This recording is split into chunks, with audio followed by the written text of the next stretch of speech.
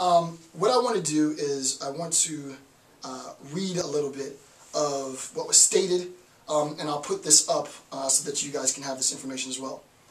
It's stated that genocide is a denial of the right to, genocide is a denial of the right of existence of entire human groups, as homicide is the denial of the right to live of individual human beings.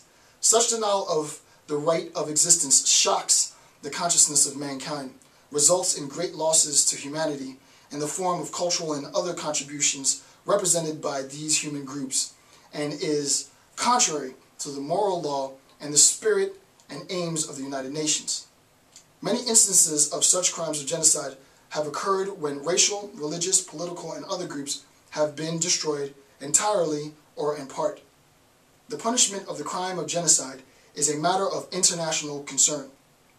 The General Assembly, therefore, affirms that genocide is a crime under international law which the civilized world condemns, and for the commission of which principals and accomplices, whether private, individual, public officials, or statesmen, and whether the crime is committed on religious, racial, political, or any other grounds, are punishable. Invites the member states to enact necessary legislation for the prevention and punishment of this crime. Recommends that international cooperation be organized between states with a view to facilitating the speedy prevention and punishment of the crime of genocide, and to this end requests the Economic and Social Council to undertake the necessary studies with a view of drawing up a draft convention on the crime of genocide to be submitted to the next regular session of the General Assembly. Okay, what we see in that is the affirmation, the invitation, the recommendation, and the requests that were made. What I'm going to do in subsequent videos is look at these four things that were introduced: the affirmation, invitation, request, and recommendation that was made by the General Assembly of 46. Obviously, this evolved into the UNGC of 48. And it's important that we see that Lincoln's intent in this whole process is to get the idea of genocide introduced not only into international law, but because it's sort of foundational and recognized within international law, it will be recognized and punishable within domestic law, right?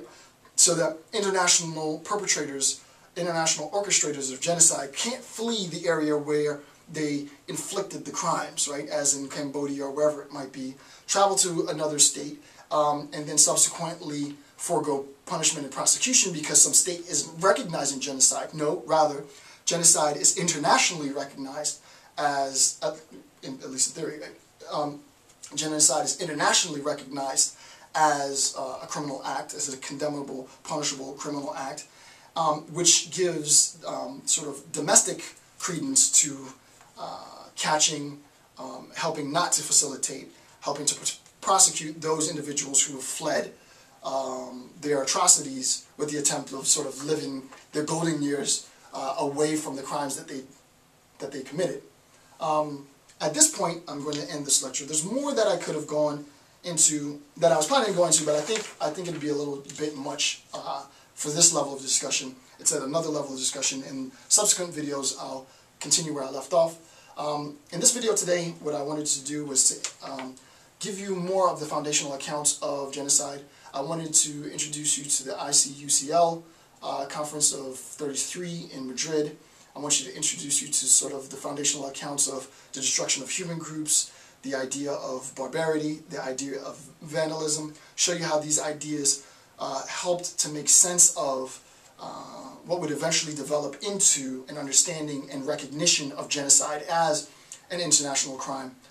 In next video, in the next few videos, what we'll do is we'll talk about genocide. Now that we have sort of a very basic discussion on what genocide is, foundational account of what genocide is, and I might flesh that out a little bit more. What we're going to do is take an analysis of genocide and sort of how genocide unfolds, and then in subsequent videos we'll look at not only the unfolding of genocide, but the process and the system of selecting and exterminating particular members of the population, and especially justifying the extermination of those individuals, which is inextricably bound to any discussion of genocide, right?